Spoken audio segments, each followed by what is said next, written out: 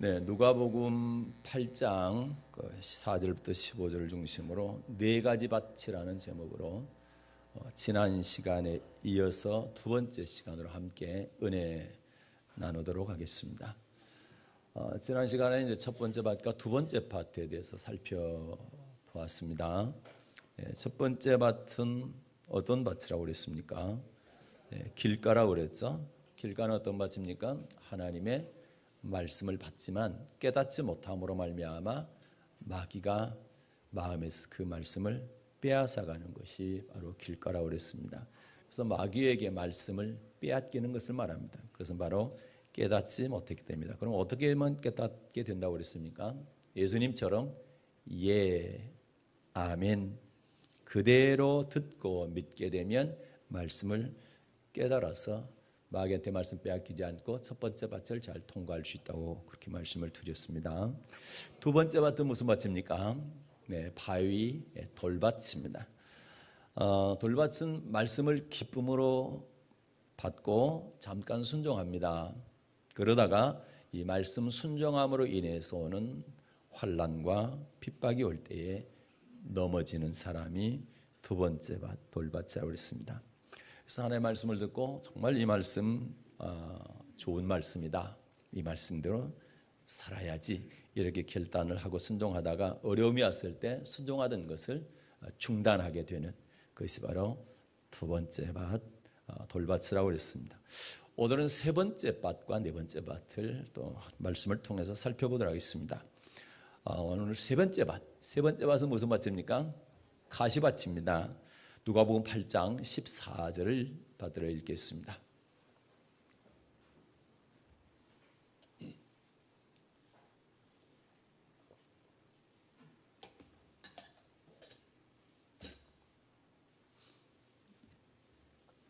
누가복음 8장 14절 가시떨기에 떨어졌다는 것은 말씀을 들은 자네 지내는 중 이생의 염려와 재리와 일락의 기운이 막혀 온전히 결시치 못하는 자요. 아멘. 가시떨기에 떨어졌다는 것은 말씀을 들으나 이생의 염려 또 재리와 일락의 말씀이 막혀 온전히 결실하지 못한 사람이라고 말씀하고 있습니다. 사람들은 대개 길가는 통과를 잘 하는 편입니다. 그리고 두 번째 돌반 역시 처음에 한동안은 시행착오 겪고 좀 어려움을 겪지만 하나님의 말씀대로 순종하려고 애쓰다 보게 되면 또 잘 통과할 수가 있습니다. 그러나 가시밭에 걸려가지고 넘어지는 사람들이 결실하지 못하는 사람들이 상당히 많이 있습니다. 그렇기 때문에 100배 결실하는 좋은 밭이 되기 위해서는 우리는 마음밭에서 가시들을 잘 뽑아내야 됩니다. 우리 마음밭에서 빼내야 될 가시가 어떤 가시들이 있는지 한번 살펴보도록 하겠습니다. 첫 번째 가시는 이생의 염려의 가시입니다. 이생의 염려란 세상의 염려를 말하는 것이죠. 무엇을 먹을까, 무엇을 마실까, 무엇을 입을까 같은 생활의 염려, 땅에 속한 것, 육신에 대한 염려를 말합니다. 예수님은 누가복음 21장 34절에서 생활의 염려로 마음이 둔하여지며 뜻밖의 그날이 덫과 같이 임할 것이다 이렇게 경고하고 계십니다. 누가복음 21장 34절 말씀을 함께 받들어 읽겠습니다. 너희는 스스로 조심하라. 그렇지 않으면 방탕함과 술취함과 생활의 염려로 마음이 둔하여지고 뜻밖의 그날이 덫과 같이 너희에게 임하리라. 아멘.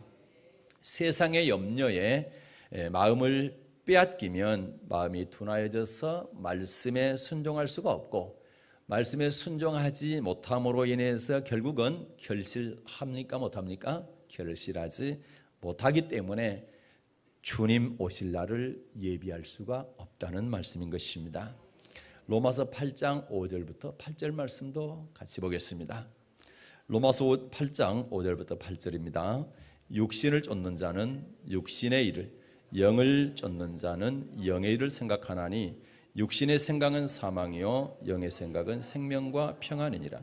육신의 생각은 하나님과 원수가 되나니 이는 하나님의 법에 굴복치 아니할 뿐 아니라 할 수도 없음이라. 육신에 있는 자들은 하나님을 기쁘시게 할 수 없느니라. 아멘. 육신의 생각은 사망이고 하나님과 원수가 된다고 말씀하고 있습니다. 왜냐하면 육신을 쫓아 육신을 생각하는 사람은 하나님의 법에 굴복할 수 있어요, 없어요? 하나님의 법, 하나님의 말씀 순종할 수 없다. 굴복할 수 없기 때문에 그렇습니다. 육신을 쫓아 육신의 것으로 염려하는 사람은 하나님의 말씀에 순종할 수 없다. 순종할 수 없음으로 말미암아 결실할 수가 있습니까, 없습니까? 결실할 수가 없다. 이렇게 말씀하고 있는 것입니다. 그래서 사도 바울은 고린도 교회에게 권면하기를 하나님의 뜻대로 하는 근심은 구원에 이르게 하는 회개를 이루지만 세상 근심은 사망을 이룬다. 이렇게 말씀합니다. 고린도후서 7장 10절입니다. 고린도후서 7장 10절에 이렇게 말씀하고 있죠. 같이 함께 읽겠습니다. 하나님의 뜻대로 하는 근심은 후회할 것이 없는 구원에 이르게 하는 회개를 이루는 것이요 세상 근심은 사망을 이루는 것이니라. 세상 근심, 이생의 염려는 뭘 이루어요? 사망을 이룬다. 그렇기 때문에 우리가 100배로 결실하기 위해서는 100배로 결실하는 좋은 땅이 되기 위해서는 우리 마음에서 세상 염려라고 하는 가시, 생활의 염려라고 하는 가시, 육신에 대한 염려의 가시들을 철저히 빼내야 하는 것입니다. 그리고 또 어떤 가시를 빼내야 될까요? 재리의 유혹. 재리의 유혹이라는 것은 탐심의 가시를 말합니다. 이 가시를 빼내야 됩니다.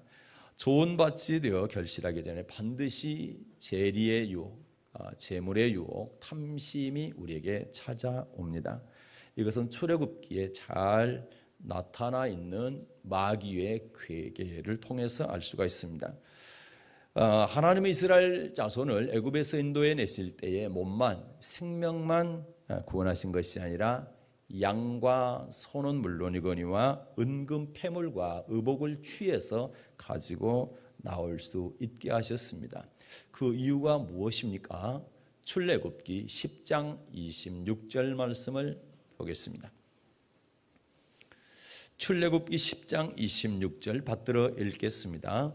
우리의 생축도 우리와 함께 가고 한 마리도 남길 수 없으니 이는 우리가 그 중에서 취하여 우리 하나님 여호와를 섬길 것임이며 또 우리가 거기 이르기까지는 어떤 곳으로 여호와를 섬길는지 알지 못함이니라 하나. 아멘. 자, 양과 소 그리고 은금 패물과 의복을 가지고 나오게 하신 것은 그것으로 뭐 하게 하기 위함이에요? 하나님을 섬기게 하기 위함이었다. 그래서 하나님은 이스라엘 백성을 애굽에서 구원하신 후에 출애굽기 25장부터 레위기 7장까지 애굽에서 가지고 나온 은금 패물 의복과 우양으로 하나님을 어떻게 섬겨야 하는가를 구체적으로 명령하셨습니다. 이스라엘의 출애굽은 예수 그리스도를 통한 구속을 예표하고 있습니다. 그러므로 이 같은 사실은 오늘날 우리에 있어서 우리에게도 똑같이 적용이 되는 것입니다. 하나님은 우리를 구원하실 때 우리에게 재물 얻을 능력을 주셨습니다. 그리고 그 재물로 하나님을 섬기라고 말씀하고 있습니다. 그런데 마귀는 그 재물을 어떻게 하라고 합니까? 출애굽기 10장 24절을 보겠습니다. 출애굽기 10장 24절입니다. 네, 받들어 읽겠습니다. 바로가 모세를 불러서 이르되 너희는 가서 여호와를 섬기되 너희 양과 소는 머물러 두고 너희 어린 것은 너희와 함께 갈지니라. 아멘. 바로는 마귀의 종을 말하죠. 자, 마귀는 어린 자녀까지 데리고 가서 하나님을 섬기라. 그러나 뭐는 머물러 두라? 가져가지 말라. 양과 소는 가져가지 말라. 양과 소는 가져가지 말라는 얘기는 재물은 하나님께 드리지 말라는 겁니다. 다시 말해서 몸으로 하나님을 잘 섬겨라. 그렇지만 물질은 드리지 말라. 이렇게 말하는 것입니다. 이처럼 마귀는 최후 계략이 뭡니까? 재물로 하나님을 섬기지 못하게 하는 것입니다. 그래서 마귀는 마지막 순간까지 우리 마음에 재리의 유혹을 집어넣는 것입니다. 성경에서 재리의 유혹 때문에 말씀이 막혀서 결실하지 못한 사람이 누가 있을까요? 많이 있겠죠. 그렇지만 한 사람을 예로 들어 보겠습니다. 부자 청년 이야기입니다. 마태복음 19장이나 마가복음 10장, 누가복음 18장에 나와 있는 부자 청년 이야기입니다. 그 중에서 마가복음 10장을 보겠습니다. 마가복음 10장 17절부터 20절 말씀을 받들어 읽겠습니다. 같이 읽겠습니다. 예수께서 길에 나가실새 한 사람이 달려와서 꿇어 앉아 묻자오되 선한 선생님이여 내가 무엇을 하여야 영생을 얻으리까? 예수께서 이르시되 네가 어찌하여 나를 선하다 일컫느냐? 하나님 한 분 외에는 선한 이가 없느니라. 네가 계명을 안 하니 살인하지 말라, 간음하지 말라, 도적질하지 말라, 거짓 증거하지 말라, 속여 취하지 말라, 내 부모를 공경하라 하였느니라. 여짜오되 선생님이여 이것은 내가 어려서부터 다 지켰나이다. 아멘. 한 사람이, 한 청년이 예수님께 와서 내가 무엇을 하여야 영생을 얻겠습니까? 라고 물었습니다. 이에 예수님께서 대답하시기를 내가 계명을 안 하니 그 계명을 지키라. 그러면 영생을 얻게 될 것이다. 이렇게 말씀하셨어요. 그랬더니 청년이 제가요 어려서부터 계명을 다 지켰습니다. 이렇게 대답했습니다. 이 말에 대해서 예수님은 뭐라고 말씀하셨을까요? 마가복음 10장 21절입니다. 읽습니다. 예수께서 그를 보시고 사랑하사 가라사대 내게 오히려 한 가지 부족한 것이 있으니 가서 내 있는 것을 다 팔아 가난한 자들을 주라. 그리하면 하늘에서 보화가 내게 있으리라. 그리고 와서 나를 쫓으라 하시니 아멘. 예수님께서 이 청년을 사랑하셔서 내게 한 가지 부족한 것이 있구나. 가서 내 있는 것을 다 팔아서 가난한 자들에게 나누어 주고 나를 쫓으라. 이렇게 말씀하셨습니다. 이 말씀을 들은 청년이 어떻게 했을까요? 22절 볼게요. 같이 읽습니다. 그 사람은 재물이 많은 고로 이 말씀을 인하여 슬픈 계색을 띠고 근심하며 가니라. 아멘. 이 청년은 어려서부터 하나님의 계명을 철저히 지켜왔습니다. 그래서 하나님께서 복을 주셔서 부자가 됐습니다. 그러나 재물이 많음으로 말미암아 주님의 말씀을 듣지 않고 따르지 않고 근심하며 갔다고 말씀합니다. 다시 말해서 재리의 유혹, 재물에 대한 욕심 때문에 말씀이 막혀서 결실하지 못한 대표적인 사람이 되겠습니다. 이외에도 성경은 창세기부터 계시록까지 재리의 유혹에 넘어진 사람은 하나님께서 심판하셨다는 것을 분명하게 보여주고 있습니다. 출애굽기 32장에 보게 되면 금송아지 사건이 나오죠. 그들을 하나님께서 다수를 기뻐하지 아니하셨죠. 그리고 하나님과 재물을 겸하여 섬기다가 그들은 많은 사람이 멸망을 당하게 됩니다. 민수기 22장부터 25장에 보면 발람 선지자가 나오는데 이 발람 선지자는 불의의 싹 재물을 좋아하다가 결국 어떻습니까? 나중에 칼에 맞아 죽습니다. 여호수아 7장에 보게 되면 아간이라는 사람이 있죠. 이 아간이 하나님께 바친 물건을 취하였다가 온 가족과 함께 돌에 맞아 죽습니다. 열왕기하 5장에 보게 되면 엘리사의 사환 게하시가 나옵니다. 이 게하시가 은 한 달란트하고 또 옷 2벌을 숨겼다가 문둥병에 걸리는 소들을 받고 말았습니다. 신약 성경에 보면 사도행전 5장에 보면 아나니아와 삽비라 부부가 나옵니다. 이 사람들은 하나님께 땅을 팔아서 다 드리려고 했는데 그 일부를 감췄습니다. 성령을 속이다가 그들은 죽었습니다. 이렇게 재리의 유혹에 빠진 사람들은 하나같이 하나님의 심판을 피할 수 없었다는 사실을 우리는 기억해야 되는 것입니다. 그래서 디모데전서 6장 9절 10절에서 이렇게 말씀하고 있습니다. 디모데전서 6장 9절과 10절입니다.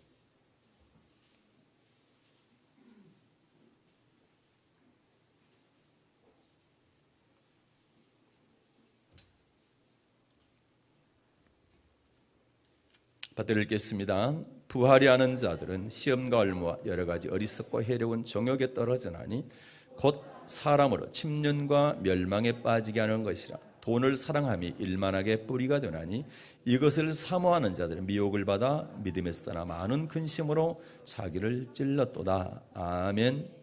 부하려 하는 사람들은 침륜과 멸망에 빠지게 하는 시험과 올무와 여러 가지 어리석고 해로운 정욕에 떨어진다. 이렇게 말씀하고 있습니다. 그럴 뿐만 아니라 돈을 사랑하는 사람은 일만하게 뿌리가 돼서 이런 자들은 미혹을 받아서 믿음에서 떠나게 된다.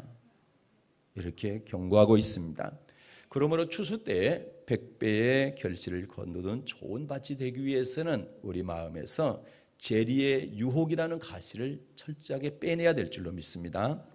또 어떤 가시를 빼내야 되느냐? 누가복음 8장 14절 보겠습니다. 누가복음 8장 14절 읽겠습니다. 가시떨기에 떨어졌다는 것은 말씀을 들은 자니 지내는 중 이생의 염려와 재리와 그 다음에요 일락의 기운이 막혀 온전히 결실치 못하는 자요. 아멘. 여러 배로 결실하는 좋은 땅 되기까지는 재리의 유혹, 또 함께 따라오는 일락, 음행의 유혹도 물리쳐야 되는 것입니다.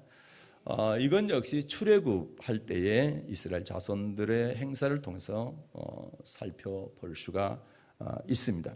민수기는 애굽에서 구원받은 이스라엘 백성들이 38년 동안 광야 생활한 것에 대해서 기록하고 있는 것이 민수기입니다. 또 그중에서 민수기 11장부터 25장은 광야 38년 동안 이스라엘 백성이 하나님 앞에 범죄하여 심판받은 사건들을 기록하고 있습니다. 이 사건들 가운데 잠깐 이렇게 살펴보게 되면 민수기 11장에 보게 되면 메추라기 사건이 나오는데 이 메추라기 사건은 세상을 끊고 교회에 깊숙이 들어가야 된다. 이것을 교훈하고 있고요. 12장에 미리암이라고 하는 모세의 누님 되시죠. 이분이 문둥병에 걸렸어요. 이걸 통해서 주의 종의 허물을 비방하거나 들추어내서는 안 된다라는 것을 교훈하고 있죠. 민수기 13장과 14장에 보게 되면 가나안 땅 정탐하는 사건이 나오잖아요. 거기 보게 되면 하나님의 말씀에는 지체하지 말고 순종해야 되는 것이다. 이것을 교훈하고 있죠. 민수기 16장과 17장에 보게 되면 고라, 다단, 아비람, 고라의 반역 사건이 나오죠. 이것은 목회자의 권위에 대해서 도전하는 것은 하나님을 멸시하는 죄가 된다는 것을 교훈하고 있죠. 민수기 21장에 보면 노뱀 사건이 나옵니다. 이 사건은 하나님의 말씀을 시험하지 말라는 교훈을 하고 계시죠. 그리고 마지막으로 민수기 22장부터 25장까지의 발람 선지자 사건이 나옵니다. 불의 싹을 좋아하다가 불의 싹 때문에 눈이 어두워서 이스라엘 백성을 올무를 놓죠. 그렇게 했을 때 이스라엘 백성들로 하여금 음행하게 합니다. 그 사건이 기록되어 있는데, 자, 민수기 25장 1절부터 3절까지 보겠습니다. 민수기 25장 1절부터 3절 말씀입니다. 받들어 읽습니다. 이스라엘이 시딤에 머물러 있더니 그 백성이 모압 여자들과 음행하기를 시작하니라. 그 여자들이 그 신들에게 제사할 때 백성을 청하며 백성이 먹고 그들의 신들에게 절함으로 이스라엘이 바알보올에게 부속된지라. 여호와께서 이스라엘에게 진노하시니라. 아멘. 하나님께서 진노하셨죠. 왜요? 이스라엘 백성들이 모압 여자들과 뭘 했단 말입니까? 음행하기를 시작했다. 이렇게 말씀하고 있어. 음행하기를 시작했습니다. 그리고 2절에 보게 되면 제사 음식을 먹죠. 그래서 하나님께서 진노하신 겁니다. 제사 음식, 우상에게 절하고 제사 음식을 먹었다는 얘기는 영적인 간음을 말하는 것이고, 그리고 모압 여자들과 음행했다는 얘기는 육적인 간음을 말하는 것입니다. 이 일로 인해서 하나님께서 크게 진노하셔서 연병을 보내서 전염병을 보내가지고 24,000명을 죽이십니다. 그래서 이와 같이 음행하는 자들 하나님께서는 용서하지 않고 멸하시는 것을 알 수가 있습니다. 그래서 우리가 여기서 이제 주목해야 될 것이 뭐냐면 이스라엘이 애굽에서 나온 지 40년째 되는 해입니다. 그리고 여리고 맞은편 모압 평지에 진을 쳤을 때 다시 말해서 가나안을 들어가기 바로 직전입니다. 가나안 땅 입성을 목전에 두고, 다시 말해서 우리가 인생 말년에 천국 들어가기 직전에 음행했다는 얘기거든요. 그래서 우리는 끝까지 잘 지켜야 되고, 마귀는 우리의 음행을 하도록 계속 유혹한다는 사실을 꼭 기억할 수 있기를 바랍니다. 그래서 성경은 다른 죄는 몸 밖에 있지만 음행은 자기 몸에게 죄를 짓는 것이기 때문에 얘는 하나님의 성전을 더럽히는 행위다 이렇게 말씀하고 있습니다. 우리의 몸은 우리 것이 아니고 하나님께서 핏값으로 샀기 때문에 하나님께서 우리 가운데 거하시는 성전과 같은 것이다. 성령의 전이다. 그래서 절대로 더럽히지 말라. 그래서 우리 몸을 음행으로 절대 더럽혀서는 안 된다. 만약에 더럽히게 된다면 하나님께서 멸하신다고 고린도전서 3장에서 경고하고 계신 겁니다. 그래서 좋은 땅이 되어 결실하기 전에 누구에게나 음행의 유혹이 찾아올 수 있는 것을 깨달으시고 반드시 승리하시기를 주님의 이름으로 축복합니다. 사랑하는 여러분, 100배로 결실하는 좋은 밭이 되기를 원하십니까? 그렇다고 한다면 여러분의 마음밭에서 가시들을 빼내시길 바랍니다. 첫 번째는 생활의 염려, 세상 염려의 가시를 빼내십시오. 그 다음에 재리의 유혹, 탐심의 가시를 빼내십시오. 그리고 일락, 향락, 호색, 음행의 가시를 빼내십시오. 그래서 이 세 가지를 잘 빼내셔서 가시밭을 통과해서 좋은 밭이 되어서 추수 때 백배결실하는 여러분 되시기를 축복합니다. 마지막으로 네 번째 밭입니다. 네 번째 밭. 하나님의 바친 성도는 추수 때 결실하는 자 되기 위해서는 밭이 좋은 밭이 되어야 되죠. 하나님의 말씀을 잘 받고 결실하는 좋은 밭이 되어야 됩니다. 그러나 모든 사람이 다 좋은 밭이 되지는 않는다 이렇게 말씀하죠. 그래서 길가 되는 사람도 있고 돌밭 되는 사람도 있고 가시밭이 되는 사람도 있다는 것입니다. 그래서 좋은 땅 되기 위해서는 결실해서 천국 들어가기 위해서는 좋은 땅이 돼야 되는데 길가도 통과해야 되고 돌밭도 통과해야 되고 가시밭도 통과해야 될 줄로 믿습니다. 그런데 가시밭까지 통과되면 무조건 좋은 땅 돼서 결실을 하느냐? 또 그렇지 않습니다. 누가복음 8장 15절 보겠습니다. 누가복음 8장 15절 보게 되면 이렇게 말씀하고 계시죠. 받들어 읽습니다.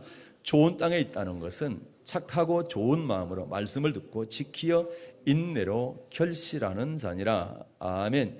여기서 좋은 땅에 있다는 것, 좋은 땅은 뭡니까? 좋은 땅에 있다는 것은 착하고 좋은 마음으로 말씀을 듣고 지키어 그리고 인내로 결실하는 자다. 좋은 땅은 무조건 결실하는 것이 아니라 좋은 땅이 뭡니까? 착하고 좋은 마음으로 하나님의 말씀을 듣고 그리고 지키고 그리고 인내해서 결실하는 자가 좋은 땅이다 이렇게 말씀하고 있는 것입니다. 그러니까 착하고 좋은 마음으로 말씀을 받아야 되겠죠. 제일 먼저. 그 다음에 그 말씀을 깨달아야 됩니다. 깨닫는 것으로 그쳐서는 안 되죠. 깨닫는 것은 첫 번째 바 통과하는 거죠. 길가 통과하는 거죠. 그 다음에 뭐야 돼? 깨닫는 말씀을 지키는 겁니다. 그때 어려움이 오죠. 환난이나 핍박이 올 때 그때 넘어지게 되면 돌밭이 되고 그걸 통과해야 되는 겁니다. 그리고 이 말씀 지키게 될 때 여러 가지 유혹들이 온다고 그랬죠. 그래서 가시들이 우리에게 찾아온다고 그랬죠. 그 가시는 아까 세 가지 얘기했죠. 생활의 염려, 재리, 유혹, 그 다음에 일락, 호색의 이런 가시가 찾아오는데 그 가시를 다 빼내야 된다. 물리쳐야 된다. 이렇게 말씀했습니다. 그래야 바로 결실할 수 있다. 이렇게 말씀하고 있습니다. 그러니까 착하고 좋은 마음으로 말씀을 듣는다는 뜻이 뭘까? 좀 더 구체적으로 보게 되면 하나님께서 이스라엘 백성들을 애굽에서 인도하셨을 때 홍해 광야의 길을 거쳐 신의 광야로 이끌어 오셨죠. 신의 광야에 이끄셨을 때 그들과 뭘 맺어요? 언약을 맺게 됩니다. 그게 출애굽기 19장 말씀이고요. 그리고 20장에 보게 되면 하나님께서 불 가운데 강림하십니다. 그리고 그 음성으로 하나님께 직접 음성으로 십계명을 주시죠. 언약을 반포하시죠.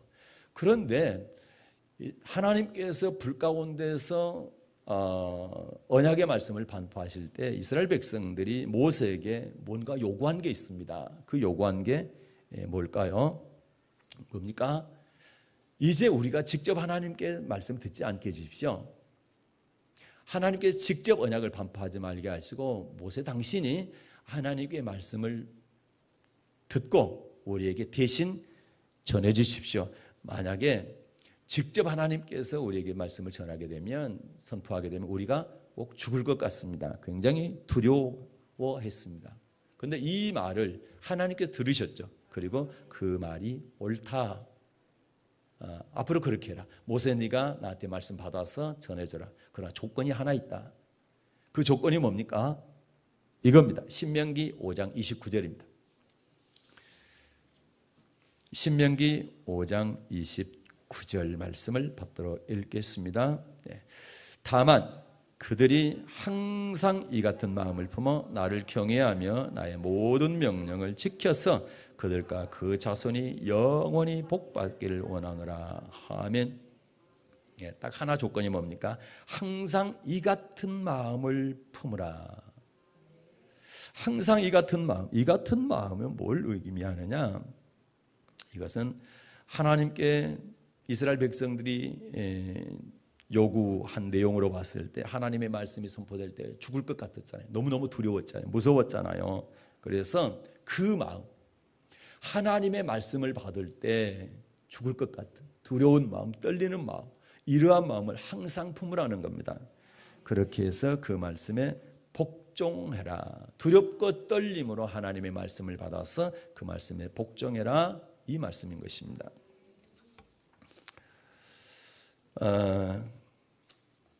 빌립보서 2장에 보게 되면 우리 안에 그리스도 예수의 마음을 품으라 이렇게 말씀하고 있죠.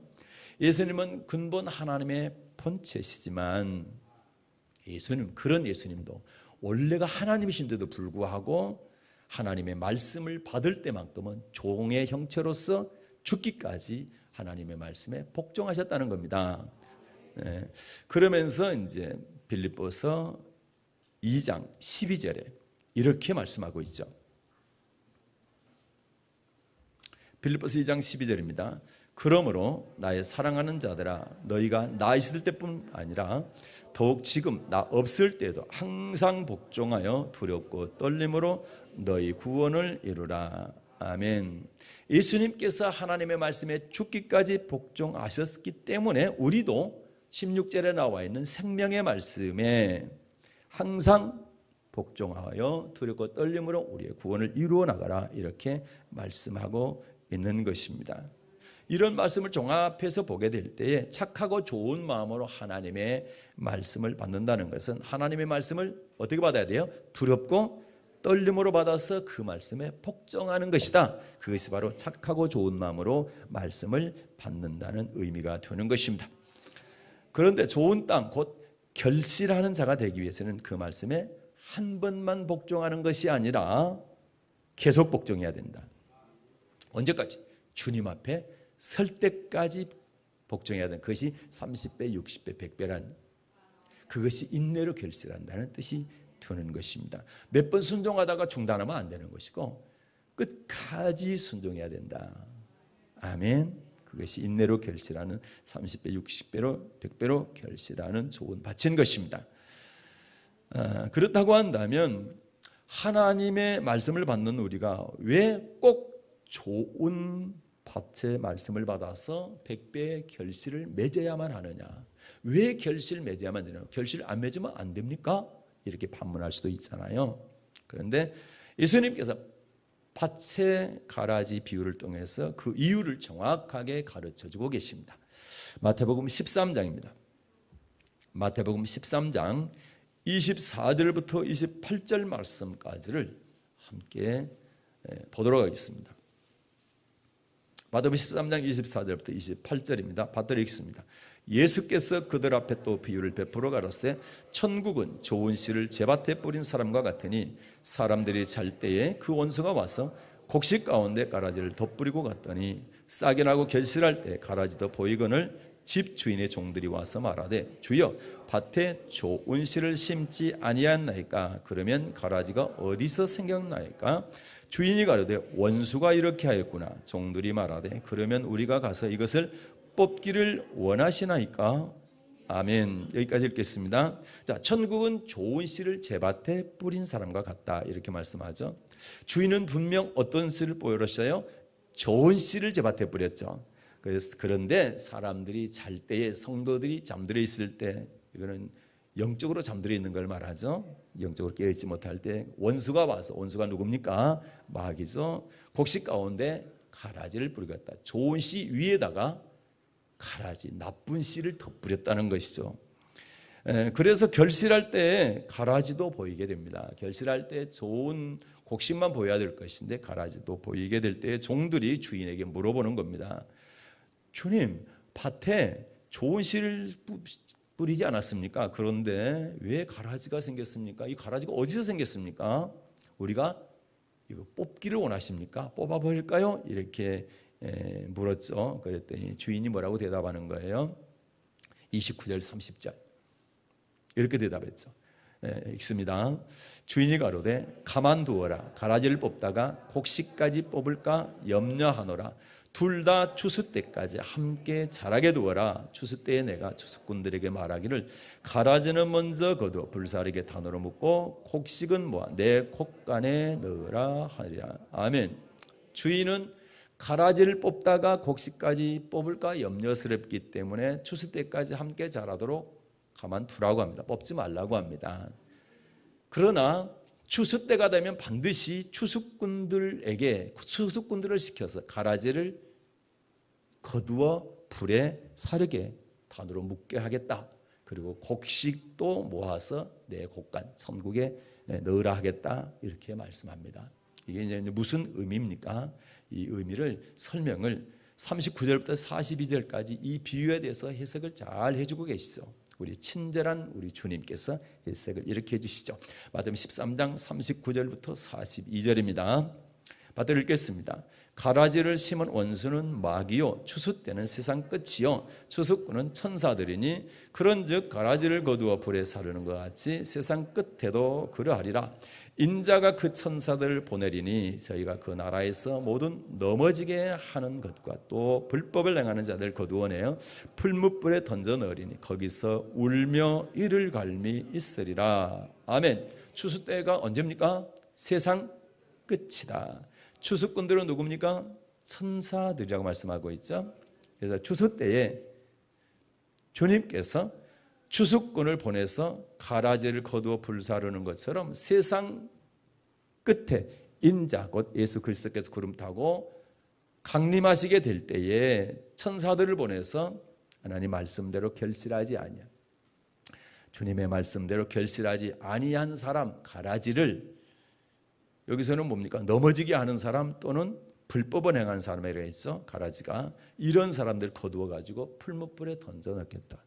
지옥에 보내겠다는 것이고, 그리고 말씀대로 결실한 곡식, 결실한 곡식입니다. 쭉쟁이 가라지가 아니고 결실한 곡식, 이 사람들은 의인들에야 있습니다. 이 사람들은 아버지 나라에서 해같이 빛나게 될 것이다. 아버지 나라 천국에서 해같이 빛나게 될 것이다. 이렇게 말씀합니다. 그렇기 때문에 하나님의 바친 성도는 결실을 해야 될까요? 안 해야 될까요? 반드시 결실해야 됩니다. 길가나 돌밭이나 가시들이 결실하지 못했죠. 결실하지 못한 것은 단으로 묶어서 불사른다 했죠. 곡식만 주님께서 곡간에 넣기 때문에 천국에 들어가게 하기 때문에 우리는 어떤 일이 있어도 곡식 되어야 될 줄로 믿습니다. 결실하는 좋은 땅 되어야 될 줄로 믿습니다. 여러분, 만약에 이 땅에서 복만 받는다고 한다면, 이 땅에서 복 받는 것이 전부라고 한다면 굳이 힘들게 좋은 밭 될 필요 없습니다.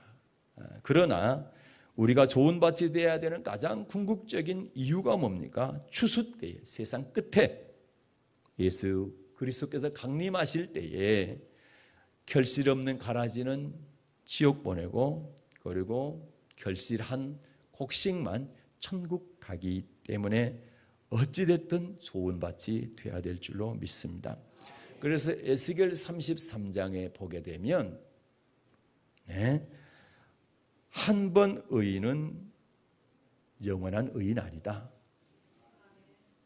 한 번 악인이 영원한 악인이 아니다. 이렇게 말씀하고 있습니다. 지금 마태복음 13장의 말씀과 똑같습니다. 다시 말해서 의인과 악인을 심판하게 될 것인데 추수 때까지 가만두라는 얘기가, 지금은 악인이라 할지라도, 지금은 가라지라 할지라도 돌이켜 회개하고 말씀으로 돌아와서 말씀에 순종하게 되면 곡식이 된다. 그러니까 뽑지 말라는 것이. 그러나 하나 또 경고입니다. 지금 곡식이라 할지라도 너희가 돌이켜서 말씀을 떠나게 되면, 말씀에 순종하지 않으면, 하다가 어려움이 왔을 때 꼭 뭡니까? 중단을 한다든지 가시밭처럼 세상의 염려나 음행이나 이런 유혹에 이기지 못한다고 한다면 결실하지 못하게 되기 때문에, 그러면 지금까지 곡식되었던 것이 가라지로 바뀌게 되면 그것 때문에 천국 가지 못한다, 이렇게 경고하고 있는 것입니다. 그 말씀이 지금 에스겔서 33장 18, 19절 2절 보겠습니다. 받들어 읽겠습니다. 네. 만일 의인이 돌이켜 의에서 떠나 죄악을 지으면 그가 그 가운데서 죽을 것이고, 만일 악인이 돌이켜 그 악에서 떠나 법과 의도를 행하면 그가 그로 인하여 살리라. 아멘. 비록 지금 의인이라 할지라도 의에서 떠나 악을 행하게 되면 그 사람이 이전 행한 의는 아무 유익이 없고 지금 행한 악 때문에 그는 죽게 될 것이다. 반대로 지금 비록 악인이지만 그 악에서 떠나 법과 의대로 행하게 되면 그가 행하는 그 의로 말미암아 살게 된다는 것입니다. 그게 이제 마태복음 13장 24절부터 30절에 밭에 가라지 비유에서, 가라지를 뽑기를 원하십니까? 아니다. 가만두어라. 가라지를 뽑다가 곡식까지 뽑을까 염려된다. 둘 다 추수 때까지 자라게 두어라, 이렇게 말하는 것이 이 말씀, 이 이유 때문인 것입니다. 그러니까 지금은 비록 가라지지만 추수 때는 곡식 될 수 있다 없다? 곡식 될 수 있다라는 것입니다. 반대로 지금 곡식이지만 추수 때 가라지가 될 수 있기 때문에 항상 너희가 선줄로 생각하듯 넘어질까 조심하라, 이렇게 말씀하는 겁니다. 그래서 바울 사도도 빌립보서 3장에서 이렇게 고백하죠. 이미 얻었다함도 아니고 온전히 이루었다함도 아니고 오직 그리스도 예수께 잡힌 바 된 그것을 잡으려고 지금도 쫓아가고 있다. 아직 잡은 줄로 여기지 아니하고 앞에 있는 것을 잡으려고 표대를 향해서 지금 달려가고 있다. 그러면서 위에서 그리스도 예수께서 위에서 부르신 부름의 상을 받기 위해서, 주님께서 주시는 위에서 부르신 부름의 상, 천국의 상을 받기 위해서 쫓아간다, 이렇게 고백하고 있죠. 그게 빌립보서 3장의 바울의 고백인 것입니다. 사랑하는 여러분, 100배로 결실하는 좋은 밭이 되기를 원하십니까? 말씀대로 순종하십시오. 그러나 한두 번 순종하다가 중단하면 안 됩니다. 주님 앞에 설 때까지, 주님께서 나를 부르실 때까지 인내로 순종하셔서 30배, 60배, 100배 아니 그 이상의 결실을 하시기를 주님으로 부탁을 드리겠습니다. 말씀을 정리하고 마치도록 하겠습니다. 2시간에 걸쳐서 4가지 밭이라는 제목으로 하나님께서 우리의 영혼을 추수하실 때를 같이 상고해 보았습니다. 하나님은 주의 종을 통해서 자기 백성들에게 뭘 뿌려요? 말씀의 씨를 뿌리죠. 그래서 성경은 주의 종, 목회자를 갖다가 하나님의 동역자다, 그리고 말씀을 받는 성도들을 갖다가 말씀을 받는 밭이다, 이렇게 말씀을 하셨습니다. 그런데 기억해야 될 것은 모든 말씀이 다 좋은 밭에 떨어져서 다 결실하는 것은 아니라는 사실입니다. 길가나 돌밭이나 가시떨기에 떨어진 것은 결코 결실하지 못한다. 오직 좋은 밭에 떨어진 씨만 100배로 결실을 거둔다는 사실을 우리는 기억해야 되는 것입니다. 그래서 세상 끝날에 불사름 당하는 가라지가 되지 않기 위해서는 우리는 곡식을 결실하는 좋은 땅이 돼야 되는 것입니다. 그러기 위해서 우리는 항상 나는 과연 어떤 밭일까 점검해 봐야 됩니다. 어떤 신앙을 내가 가지고 있는지, 나는 좋은 땅 결실하는 신앙을 갖고 있는지 반드시 점검해 봐야 되는 것입니다. 그래서 천국 말씀을 듣고도 깨닫지 못해서는 안 됩니다. 길가가 돼서는 안 된다는 얘기입니다. 말씀을 기뻐로 왔지만 잠시 견디다가 잠시 순종하다가 말씀 때문에 환난 핍박 어려움이 왔을 때 넘어지는 돌밭 돼서는 안 되는 것입니다. 또 세상 염려, 재리 유혹, 음행의 유혹 이것 때문에 이러한 가시 때문에 말씀이 막혀서 결실하지 못하는 가시밭이 돼서도 안 되는 것입니다. 여러분과 저는 어찌하든 항상 깨어 있어서 착하고 좋은 마음으로 말씀을 받고 깨닫는 말씀을 잘 지켜서 인내로 결실하는 우리 모두가 되어야 될 것입니다. 그래서 하나님께서 우리의 영혼을 출소하시는 때에 천국 곳간에 다 들어가는 여러분 되시기를 주님의 이름으로 축복합니다. 은혜로우신 하나님 아버지 감사합니다.